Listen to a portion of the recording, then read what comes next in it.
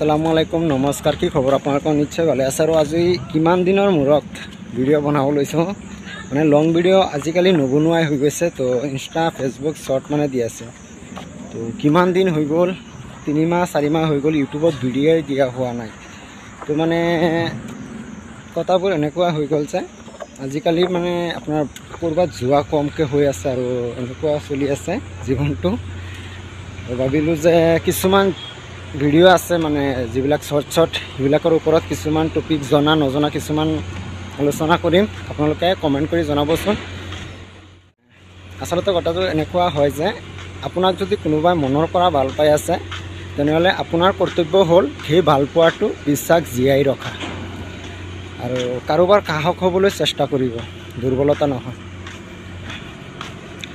মিছা নকয় কথাবোৰ লুকাই নাৰাখি বেয়া সময়ত সাহস কৰিবলৈ চেষ্টা কৰিবা দুৰ্বলতা নহয় কথাটো এনেকুৱা হ'ল যে যদি এনেকুৱা আপোনালোকৰ ভিডিঅ' বিচাৰে মানে কিছুমান জনা কিছুমান নজনা টপিকৰ ওপৰত তো